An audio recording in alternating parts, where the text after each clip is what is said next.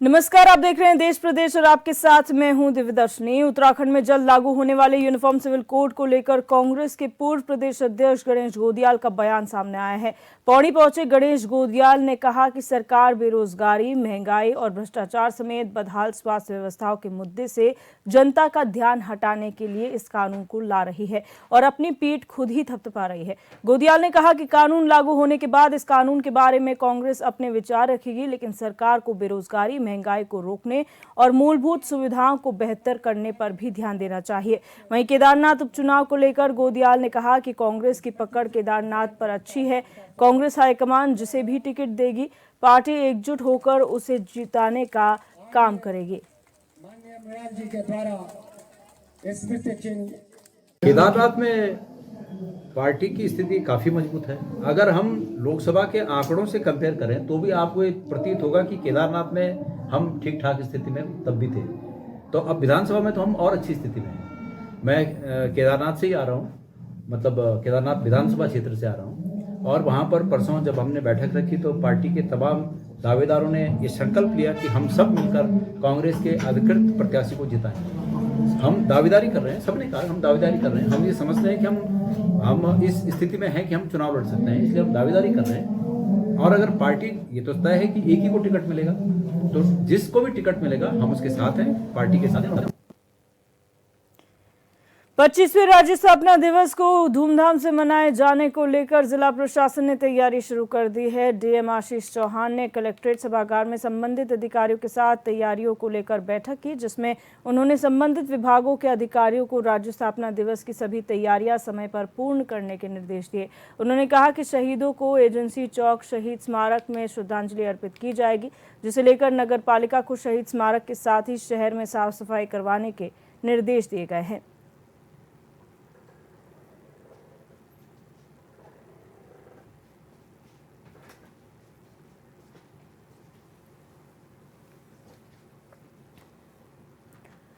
उत्तराखंड आपदा प्रबंधन प्राधिकरण के उपाध्यक्ष विनय रुहेला ने चमोली जिला आपदा प्रबंधन कार्यों को लेकर समीक्षा बैठक की। साथ ही आपदा प्रबंधन से जुड़े कार्यों पर प्राथमिकता से काम करने के निर्देश दिए।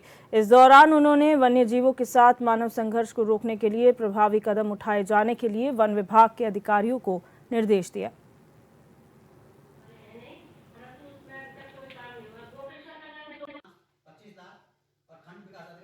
विभागों को निर्देश दिए थे कि आपदा के अंतर्गत कम जनहानि हो। तो पहले तो मैं यहाँ जो अपनी जनपद को बधाई देना चाहूँगा कि आप सबके सभी अधिकारियों ने लगातार आपदा के अंतर्गत बहुत अच्छा कार्य किया और अपने जिलाधिकारी के नेतृत्व में आपदा के बाद के कार्य को निष्पादन करने के लिए पूरा जिला और जनपद एकमुश्त होकर बड़ी व्यवहारिक रूप से कार्य को कर रहा है, और ताकि जिससे आपदा के बाद के कार्य, आपदा के प्रभाव का जनहानियों पर कम प्रभाव पड़े। इसी प्रकार से अनेक चीजों पे चर्चा।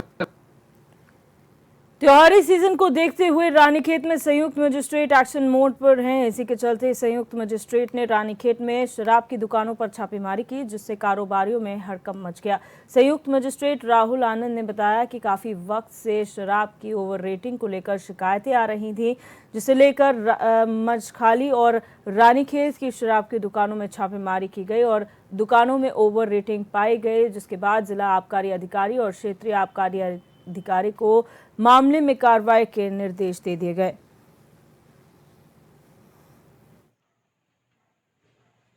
मिलती है तो वो उसकी प्राइस 85 रुपये है, उसे 100 रुपये में दिया गया। इसके उपरांत जो अंग्रेजी शराब की दुकान रानीखेत में है, वहाँ पे बकार्डी लेमन जो है विस्की रम जो है वो उसमें 455 की जगह 480 रुपये में बेचा गया, तथा ट्यूबॉर्ग जो है वो 195 की जगह 210 रुपये में बेचा गया। तीनों जगहों पे जब दुकानदारों से प्रश्न किया गया कि आप इस पे ओवर प्राइस क्यों ले रहे हो, तो तीनों जगह से सामान्य जवाब था कि यही प्राइस है, हर जगह ऐसी तरह से बिकता है, लेना है तो लो। तो इसी क्रम में तीनों दुकानों पे ऊपर कार्रवाई की जा रही है। आज अभी कार्रवाई की गई है। तीनों जगहों पर दुकानों पे जिला आबकारी अधिकारी, जिलाधिकारी महोदय तथा क्षेत्रीय जो हमारी आबकारी अधिकारी, इन तीनों के माध्यम से तीनों को लिखा गया है कि तीनों दुकानों पे नियमानुसार 50,000 रुपये अर्थदंड जो है आरोपित किया जाए। खबर पौड़ी से है, जहां टेका रोड घूमने गए एक स्थानीय युवक के साथ दो युवकों का मारपीट करने का मामला सामने आया है। पीड़ित की तहरीर पर पुलिस ने दोनों युवकों के खिलाफ मामला दर्ज कर आगे की कार्रवाई शुरू कर दी है। पीड़ित ने पुलिस को बताया कि दोनों युवकों ने उस पर धारदार हथियार से भी हमला करने की कोशिश की। फिलहाल पुलिस ने मामले की जाँच शुरू कर दी है। मंजीत असवाल और प्रदीप पटवाल ने मेरे साथ मारपीट की। ये मुझे अलग से लेके गए मारने के चक्कर से। इन्होंने मुझसे मारपीटाई वगैरह की है, अभद्र भाषा का व्यवहार किया है। ऊपर से इन्होंने मुझे धारदार हथियार से मारने की भी कोशिश की गई। साथ ही साथ इन्होंने मेरा वीडियो बनाया है और एक मार रहा था, दूसरा वीडियो बना रहा था। इनसे मुझे पहले से भी जान की खतरा है और दूसरा क्या है कि इनके पहले ही पे काफी मामले दर्ज हैं, आपराधिक मामले दर्ज हैं के तहत भी इन पे कार्रवाई होनी चाहिए और पूरे मेरे जो भी प्रकरण हुआ है इसकी जांच होनी चाहिए। जो स्थानीय व्यक्ति थे हमारे, उनके साथ मारपीट का मामला था, तो उसमें अग्रिम वैधानिक कार्रवाई जारी है और विवेचना जो है थाना स्तर से की जा रही है।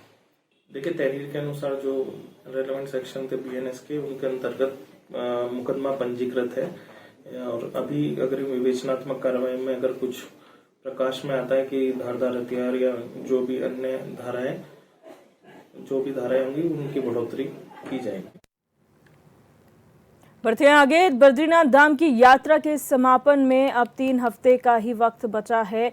बीते मंगलवार को बद्रीनाथ धाम में करीब 9,000 तीर्थयात्रियों ने भगवान बद्री विशाल के दर्शन किए थे और अब तक करीब 12 लाख तीर्थयात्री भगवान बद्री विशाल के दर्शन कर चुके हैं। धाम में फिल्म, राजनीति, धर्म और संस्कृति से जुड़ी हस्तियों के आने पर सिलसिला जो है अभी भी जारी है। इसी के चलते प्रसिद्ध दक्षिण भारतीय फिल्म कनप्पा फेम अभिनेता मोहन बाबू और उनके बेटे ने भगवान बद्री विशाल के दर्शन किए। वहीं श्री बद्रीनाथ केदारनाथ मंदिर समिति के मुख्य कार्याधिकारी ने फिल्मी हस्तियों का स्वागत किया और उन्हें प्रसाद भी वितरित किया।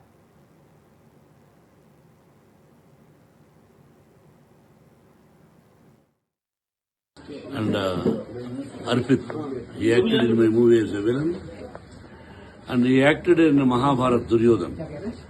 And my director Mukesh ji, first time we came, first we finished darshan Kedarnath, now we came to Badrinath.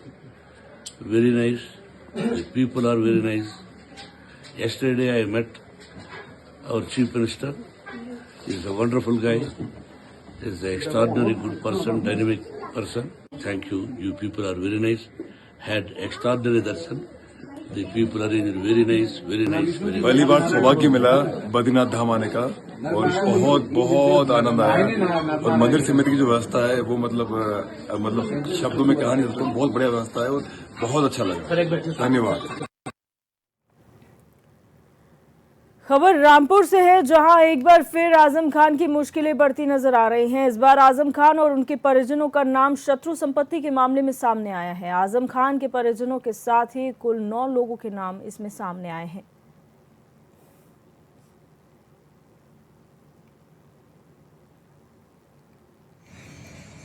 Crime number, उसमें विवेचनोपरांत आरोप पत्र दाखिल किया गया था। अग्रेतर विवेचना से 9 नाम प्रकाश में आए हैं। इसमें विधिक कार्रवाई प्रचलित है और शीघ्र ही साक्ष्य संग्रहित करके माननीय न्यायालय को रिपोर्ट प्रस्तुत की जाएगी। सर, ये पहले जो FIR हुई थी वो कितने लोगों के खिलाफ थी? पहले एक व्यक्ति के विरुद्ध नामजद अभियोग पंजीकृत हुआ था। बाद में विवेचना से 2 नाम प्रकाश में आए। अग्रेतर विवेचना से 9 नाम प्रकाश में आए हैं और उनके विरुद्ध कार्रवाई चल रही है। इसमें से कुछ लोगों की मृत्यु भी हो गई है विवेचना के दौरान। और विशाल सक्सेना हमारे संवाददाता हमारे साथ फोन लाइन पर जुड़ चुके हैं। विशाल, जानकारी चाहेंगे, एक के बाद एक आजम खान और उनके परिजनों की मुश्किल लगातार बढ़ती जा रही है। जो शत्रु संपत्ति का मामला है, कितना पुराना ये मामला है और इसमें किस तरीके से कार्रवाई हो रही है उनके खिलाफ? दिव्या, देखिए, आजम खान पे संकट के बादल जो थे वो मंडरा रहे थे, लेकिन अब आजम खान की पूरी फैमिली पर जो संकट के बादल हैं वो मंडराते नजर आ रहे हैं। आपको बता दें, जौहर यूनिवर्सिटी शत्रु संपत्ति का ये पूरा मामला है जो थाना सिविल लाइंस में दर्ज कराया गया था। इसकी विवेचना हुई थी जिसमें 2 नाम प्रकाश में आए थे, आजम खान और अब्दुल्ला आजम, जिसमें दोबारा अब पुनः विवेचना कराई गई है रामपुर विद्यासागर मिश्र SP द्वारा। उसमें 9 नाम शामिल हुए हैं जिनके नाम निकल कर आए हैं। तो आजम खान समेत उनकी पत्नी तंजीन फातिमा, उनके बड़े बेटे अजीब, बेटे अब्दुल्ला आजम और जो स्वार के चमरोआ विधानसभा क्षेत्र के विधायक हैं नसीर खान, जो आजम खान के बहुत करीबी माने जाते हैं, उनका नाम भी इसमें शामिल आया है। 2 लोग और हैं जिनकी मृत्यु हो चुकी है। मुनव्वर सलीम की मृत्यु हो चुकी है और सलीम कासिम की मृत्यु हो चुकी है। तो टोटल 9 नाम थे, जिसमें से 7 नाम अभी प्रकाश में चल रहे हैं लगातार, जो आजम खान के पूरे परिवार के नाम है, जिसमें से बहुत करीबी जो उनके विधायक हैं उनके भी। तो कहीं ना कहीं आजम खान अभी शिकंजे में जो है वो घिरते चले जा रहे हैं। अभी हाल ही में आजम खान के ऊपर एक मामला और चल रहा था, जिस मामले पर आजम खान की वीडियो कॉन्फ्रेंसिंग के माध्यम से सुनवाई हुई थी, जिसमें रामपुर में आजम खान की अभी पेशी भी हुई थी। तो कहीं ना कहीं आजम खान जो है वो इसमें घिरते नजर आ रहे हैं और कोर्ट का जो आदेश है जिस तरीके से, वो कहीं ना कहीं आजम खान को भारी पड़ रहा झेलना।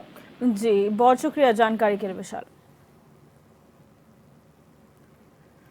अब रुक करेंगे मैनपुरी से खबर का, जहां डीएम के आदेश पर गुंडा एक्ट की कार्रवाई के तहत 6 महीने तक अपराधी को जिला बदर किया गया। पुलिस ने मुनादी कराकर संगीन अपराधों में लिप्त अपराधी प्रमोद कुमार को जिला बदर कर दिया है। बताया गया कि अपराधी थाना बरनाहिल क्षेत्र के रसूलपुर का रहने वाला है।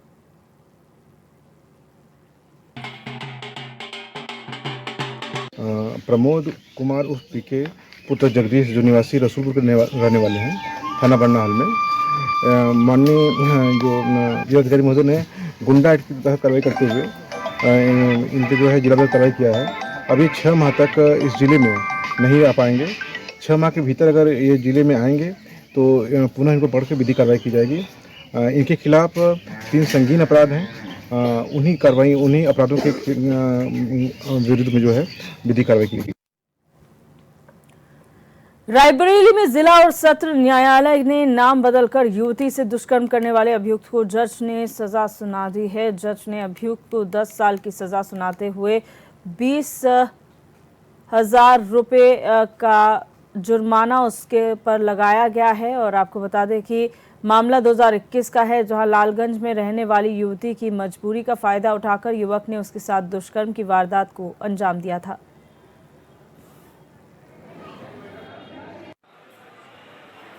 आज मेरे कोर्ट में एक वाद था सरकार बनाम आजम आलम, जिसमें आज माननीय न्यायालय ADJ FTC first Shri Vidyabhushan Pandey ji ने अभियुक्त आजम आलम को 10 वर्ष का कारावास और 20,000 रुपए की अर्थदंड की सजा सुनाई है। इसमें जो वादनी थी उसने लालगंज थाने में तहरीर दी थी कि जो अभियुक्त है उसे बस में मिला था और बस में उसने अपना हिंदू नाम बनाकर उससे दोस्ती की और अपने आप को डॉक्टर बताया। उसकी माँ बीमार रहती थी, इसी बहाने उनके घर आने जाने लगा था और वहां उसके साथ शादी का झांसा देकर उसके साथ बलात्कार किया था।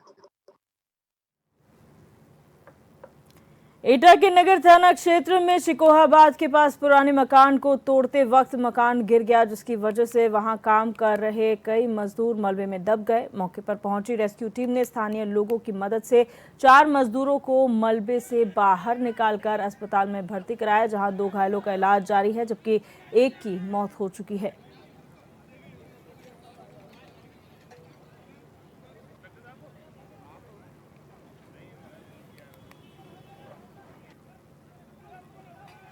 और आशु शर्मा हमारे संवाददाता हमारे साथ फोन लाइन पर जुड़ चुके हैं। आशु, क्या जानकारी है पूरे प्रकरण में आपके पास?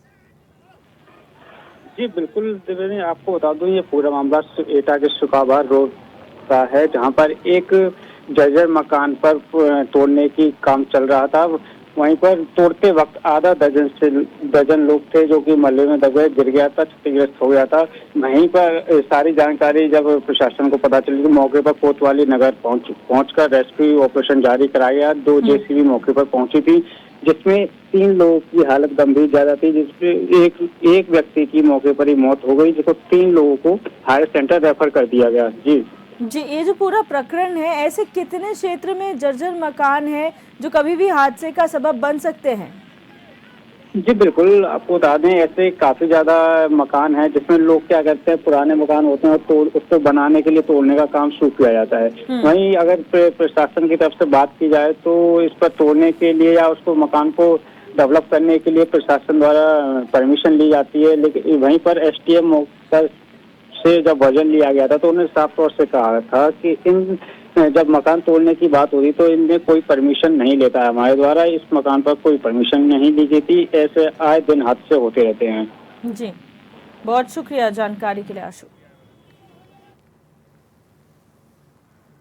वहीं सीतापुर के कस्बा खैराबाद नगर क्षेत्र में नगर पालिका, राजस्व विभाग और पुलिस की टीम ने सरकारी जमीन पर हुए अवैध अतिक्रमण को बुलडोजर से गिरा दिया। पुलिस फोर्स के साथ विभागीय अधिकारियों के ध्वस्तीकरण की कार्रवाई किए जाने से इलाके में अफरा तफरी का माहौल बना हुआ है। आपको बता दें कि शासन प्रशासन की सख्ती के बाद भी नगर क्षेत्र में कई जगहों पर सरकारी जमीनों पर अवैध बिल्डिंग के निर्माण किए गए थे।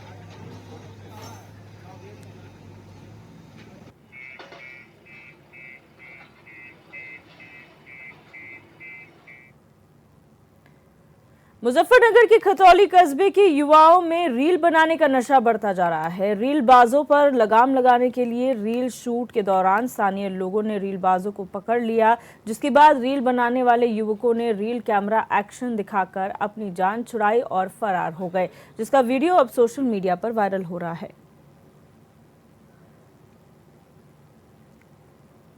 आज सोशल मीडिया पर एक वीडियो वायरल हुई थी, जो कस्बा खतौली क्षेत्र में एक सार्वजनिक स्थान पे 3 लड़कों द्वारा आपस में एक किडनैपिंग की वीडियो बनाई जा रही थी। इस रील बनाने के दौरान आसपास के लोगों में भय की स्थिति उत्पन्न हो गई। जो वीडियो वायरल हुई है उसके आधार पे इन लड़कों का चिन्हांकन किया जा रहा है। चिन्हांकन करके अग्रिम विधिक कार्रवाई अमल में ली जाएगी। अब बात करेंगे कुशीनगर से खबर की, जहां रामकोला थाना क्षेत्र में किसी बात को लेकर 2 पक्षों में मारपीट हो गई। इस दौरान धारदार हथियार से किए गए हमले में कई लोग गंभीर रूप से घायल हो गए, जिन्हें इलाज के लिए अस्पताल में भर्ती कराया गया। इसी बीच सूचना मिलते ही कई थानों की पुलिस फोर्स मौके पर पहुंच गई।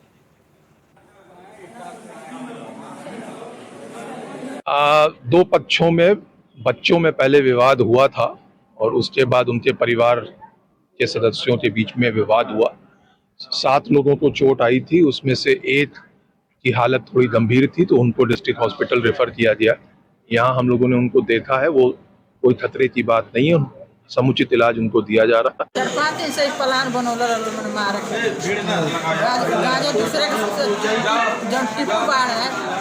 जानू उन्हें से भी बात हम मतलब लड़का झगड़ा कर जो अपना घर बस का तपड़ चला था बस खदर ले मार छोटिया खदर लो तहिया कोर लेके आज मारपीट कर गए सब जोल्हा में आज कोनो विवाद ना रहा।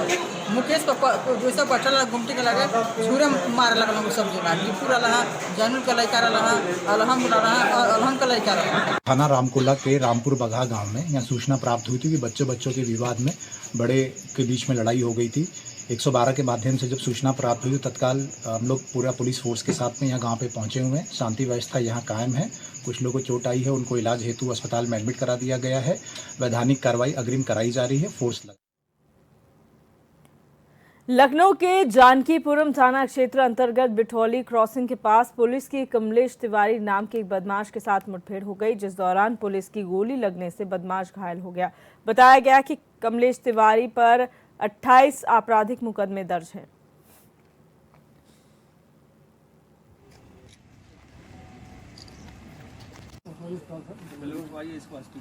क्योंकि थाना क्षेत्र ठाकुरगंज का रहने वाला व्यक्ति है।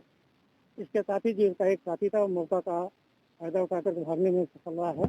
इस जो घायल व्यक्ति है, घायल व्यक्ति के पास से एक अवैध तमंचा, 2 जिंदा कारतूस, एक अवैध तोहफा कारतूस, उसके साथ साथ एक पीली धात की चेन, साथ ही जो स्कूटी है जो जिसके साथ ये दोनों थे वो बरामद हुई है। जानकारी करने पर यह ज्ञात हुआ कि इस व्यक्ति के ऊपर 2 दर्जन से ज़्यादा मुकदमे पंजीकृत हैं। उनमें गैंगस्टर का भी ये अभियुक्त रहा है। दूसरा जो भागा व्यक्ति है उसकी तलाश के लिए पूरी टीम आई। दीपावली को लेकर मेरठ पुलिस अलर्ट मोड पर काम कर रही है। इसी क्रम में पुलिस ने थाना लोहिया नगर क्षेत्र में छापेमारी कर अवैध हथियार फैक्ट्री का भांडाफोड़ किया।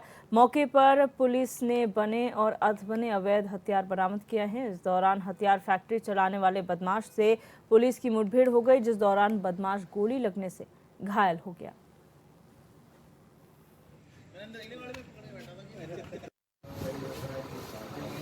जहां से एक असलम नाम का व्यक्ति था, बदमाश था, जो पुलिस को चकमा दे के फरार हो गया था।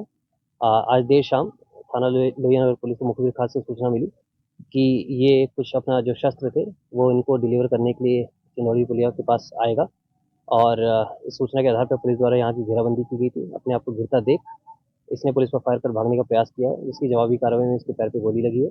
इसको उपचार हेतु अस्पताल में एडमिट करा दिया गया है और इसके ऊपर अभी जो आपराधिक इतिहास देखा गया है, ये एक शातिर किस्म का अपराधी है। इसके ये पहले भी शख्स फैक्ट्री में जेल जा चुका है और ये गैंगस्टर जैसी इसमें ये धाराएं भी इस पर लगी हुई हैं। एटा के थाना कोतवाली नगर क्षेत्र में अज्ञात हमलावरों ने रोडवेज से अनुबंधित बस चालक की गोली मारकर हत्या कर दी। वहीं घटना की सूचना राहगीरों ने पुलिस को दी, जिसके बाद मौके पर पहुंची पुलिस ने घटनास्थल का जायजा लिया और मामले की जांच शुरू कर दी।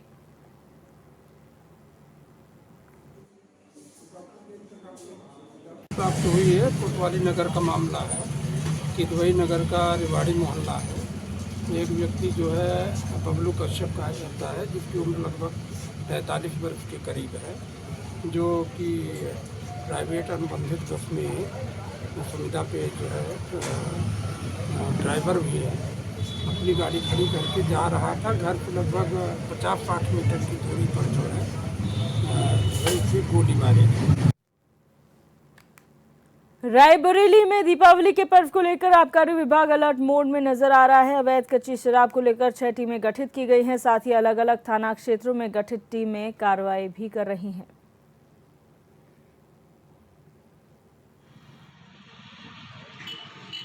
आने वाले त्योहारों पर दीपावली है, जैसे छठ है, इस पर प्रशासन, पुलिस प्रशासन और आबकारी की 6 टीमें बनाई गई हैं, जो तहसीलवार कार्य कर रही हैं और लगातार कच्ची शराब पर प्रवर्तन कार्रवाई की जा रही है। लगातार लहन नष्ट किया जा रहा है, लगातार कार्रवाई की जा रही है। जो इस तरह कच्ची शराब को सेवन करते हैं उनके लिए क्या मैसेज देना चाहिए? कच्ची शराब पर अगर कोई पकड़ा जाएगा तो कठोर कार्रवाई की जाएगी और इस पर न्यूज़ चलाने के लिए भी कहा जाता है कि ठीक तरीके से कार्रवाई की जाए। और देश प्रदेश की खबरों में मेरे साथ बस इतना ही। आप देखते रहिए HNN 24/7, जुनून सच दिखाने का।